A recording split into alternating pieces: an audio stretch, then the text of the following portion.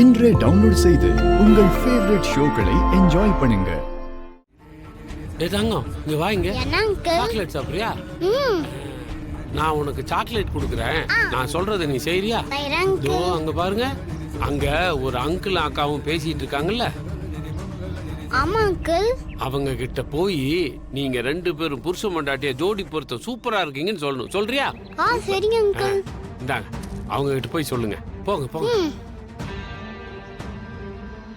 Sir போலாமா? போலாம் மாமா. அங்கிள் அங்கிள், நீங்களும் உங்க வைஃப் ரொம்ப அழகா இருக்கீங்க.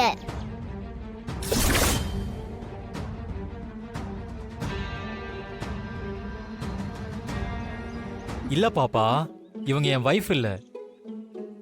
அந்த பாப்பா கண்ணுக்கு நம்ம நல்ல ஒரு பேரா தெரியறோம் போல இருக்கு மாமா. அப்படியா சாரு?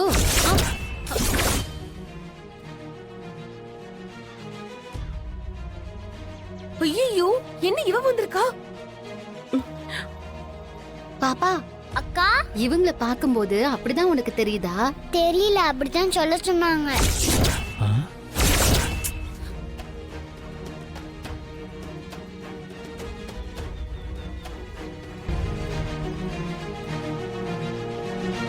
நாங்க இந்த காசை வாங்கிட்டு அங்க போகிறதுக்குள்ள உங்க குடும்பத்துல ஒரு உயிர் போற கண்ட இருக்கு.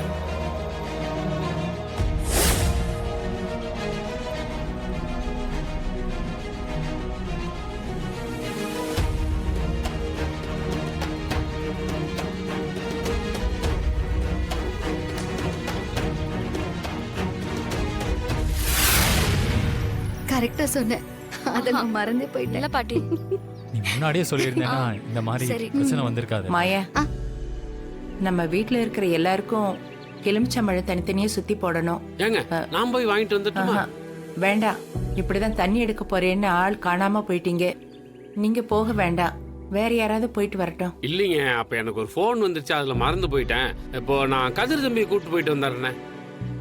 தம்பி, நம்ம போயிட்டு வந்துடலாம், வாங்க. சரி வாங்க. நான் போயிட்டு வந்துடுறேன். பாத்துக்கோ.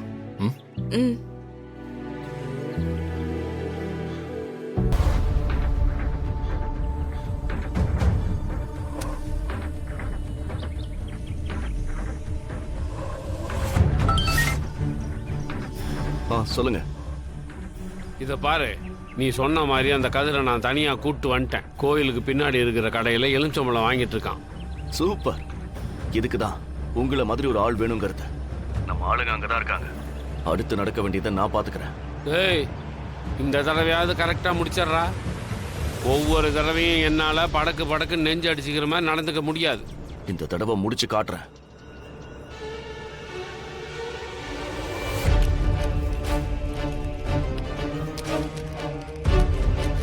தம்பி, இங்க வாப்பா. கொஞ்சம் இந்த சீரியல் லைட்டை மேலே கட்டணும். என்னால மேலே ஏற முடியாதுப்பா. கொஞ்சம் உதவி பண்றியா?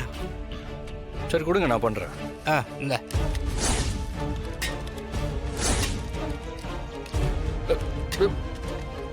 தாத்தா, தாத்தா என்ன பண்றீங்க?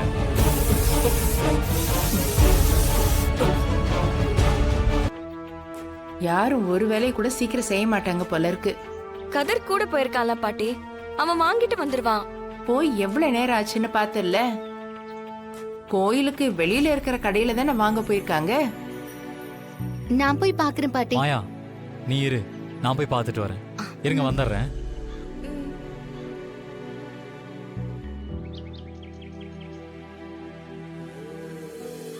அக்கா, இப்போ யாராவது இங்க ஒருத்தர் வந்து எலுமிச்சம்பழம் வாங்க வந்தாரா? ஆமாப்பா, எலுமிச்சம்பழம் வாங்கிட்டு போயிட்டாரே. வாங்கிட்டு போனானா? எங்க போயிருப்பான்? சரிங்கக்கா. சரிப்பா.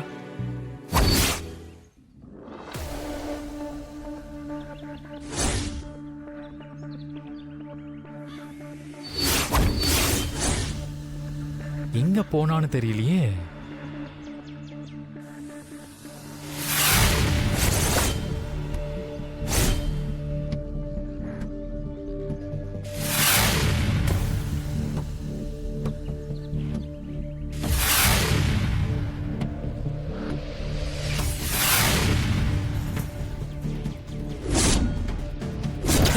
கதிர், கதிரு, டேய் கதிர், என்ன பாருடா.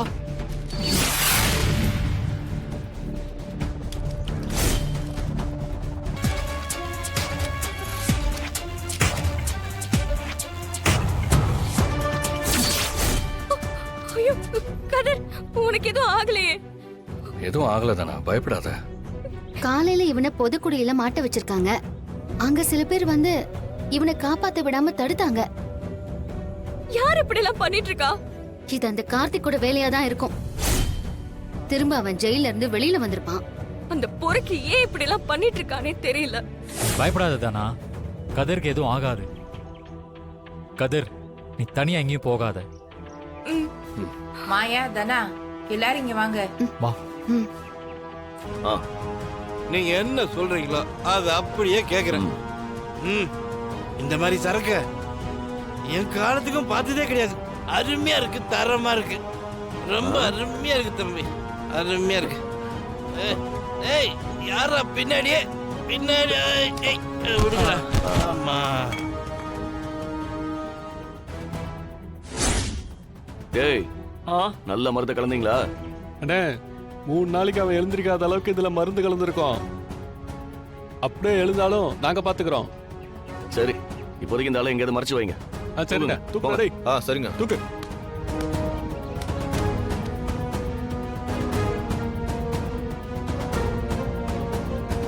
எப்ப பார்த்தாலும் அந்த லிங்கம் ஏதோ தனியாவே போய் பேசிட்டு இருக்கான். யாருக்கோ ஃபோன் பேசுறான். எதுவும் சரியில்லையே மாமா. ஆமா மச்சான், நானும் பார்த்துக்கிட்டு தான் இருக்கேன். எப்படியோ நல்லவன் மாதிரி பேசி ரகுராம் மச்சான் கிட்ட பர்மிஷன் வாங்கி இங்க வந்துட்டான். இங்க வந்ததுல இருந்து ஆள் ஒரு மாதிரி டென்ஷனாவே இருக்கான். நம்ம கிட்ட சிரிச்சு சிரிச்சு பேசுறான். ஏதாவது வேலை இருந்தா அவனே முன்னாடி வந்து நிக்கிறான். அதையும் உருப்படியா செய்ய மாட்டேங்கிறான். எனக்கு என்னமோ தில்லாலங்கடி வேலை பண்றான்னு நினைக்கிறேன். மாமா, ஏதாவது 7:30 கூட்டிடுவானோ? மச்சான், இவன் எதுவும் பிரச்சனை பண்றதுக்கு வாய்ப்பு இல்லை மச்சான். ஏன்னா அவன் பொண்ணை நம்ம குடும்பத்து மூலமா தான் கல்யாணம் பண்ணி கொடுக்க பிளான் பண்ணிக்கிட்டு இருக்கான். இருந்தாலும் இவனை நம்ப கூடாது மச்சான். அவன் எங்க போறான், யார்கிட்ட பேசுறான்னு நீங்க போய் கொஞ்சம் கவனிங்க மாமா. அப்படிங்கிறீங்க? சரி மச்சான், அவன் எந்த வழியா போனா? அதோ அந்த வழியா தான் போயிட்டு இருக்கான். போங்க போங்க.